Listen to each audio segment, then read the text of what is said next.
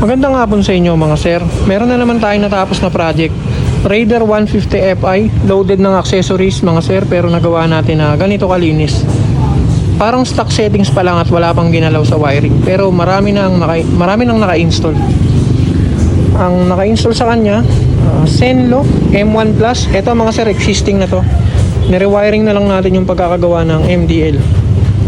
Ang mga nilagay natin na bago, PIA Loudhorn original, tapos kinonvertan natin siya ng aftermarket switch. Meron din two-way alarm system, anti-nakakawat, anti-agaw motor. Ito nga pala yung kinabit natin sa kanya na aftermarket switch. All-in-one function mga sir, nandito na lahat ng mga kailangan. So yan, meron siyang busina. Ito yung kanyang stock. Ang ginawa natin dito sa button na isa, Loudhorn. Yan, napaka-solid ng tunog. Tapos nandito yung kanyang MDL. Nga pala mga sir, pag nag-i-install tayo ng Honeywell switch or kahit anong switch sa Raider Fi, ginagawa natin plug and play. So, ito yung kanyang stock switch. Makukuha niya ng buong buo. Hindi natin pinuputol.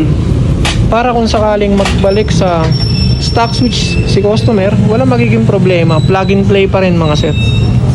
Nagpo-provide tayo ng socket para makapag-convert.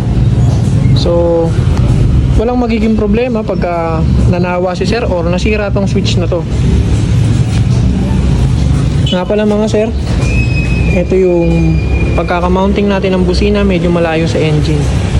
Kasi pagka dikit sa engine mga sir, pagka sa loob nilagay, pag mainit na yung makina, masisira yung busina. Ito yung pagkaka-wiring natin mga sir. Napakalinis. Kahit dito sa loob, wala kayong makikita ng mga relay. Tanging wire lang. Itong wire na to mga sir, doble-doble ang balot. Tapos nakahinang, naka-shrinkable tube. Tapos dito natin nilagay yung kanyang balas ng MDL. Ito naman yung ating relay. Ang ginagamit natin na relay mga sir, made in Japan. Tapos nakahinang lahat. Pagdating naman dito sa kanyang battery, nakaabang na yung ating two-way alarm system. Bale ito mga sir, nakatanim na to sa kanyang harness, nakahinang. Kung ayaw na ni sir ng alarm, bubunutin niya lang dito.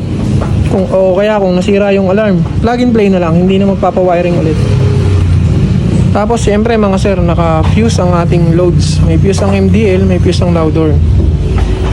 Dito naman mga sir, may sariling negative ang bawat load. Etong ano na to, naka-terminal. Tapos dalawa ang wire niyan. Dalawa ang pinuntahan na wire, may tagi-tagi isang negative ang bawat load. Tapos dito naman sa positive, naka-terminal din. So, dalawa ang negative, dalawa rin ang positive. Hindi nagagawan sila ng kuryente dahil nga may kanya-kanyang linya. So, ayan mga sir. Napakalinis ng pagkakagawa. Testingin natin yung kanyang ilaw. Ito mga sir, medyo may kasilanan ng pagko-convert nito. Pagka hindi marunong yung nagko-convert, kadalasan na nangyayari, napupundi nila yung headlight ng Raider Fi. So ito, testingin natin. On natin yung kanyang low. So ayan, hindi natin napundi. Ito naman yung kanyang high. Yan. Ito yung park light. Tapos mga sir, nilagyan natin siya ng passing light. Yan. Nagpapassing yung headlight, nagpapassing din yung MDL. Halimbawa, naka-low, may passing pa rin to. Ayan. Pag hinay naman natin, naka-high na, may passing pa rin yung MDL. Kahit nakabukas yung MDL, ayan, low, may passing pa rin. Kahit naka-high, may passing. Kahit patay lahat, may passing. So, hindi nawawala ng passing mga sir. Ito yung businang kinabit natin. Stackhorn, Loudhorn. Napakalakas ng busina. Pagsabay-sabay natin lahat ng ilaw.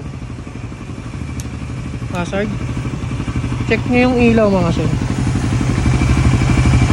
Yan. Wala siyang kakurap-kurap. Stable na malakas. Tapos busina tayo.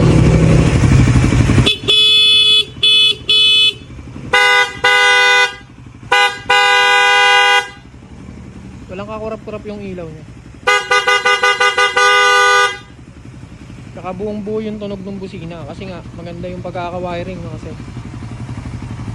So sa mga gusto pong magpagawa, PM lang po kayo. By schedule po yung gawaan namin. Hindi po kami tumatanggap ng maramihang gawa para sa quality control.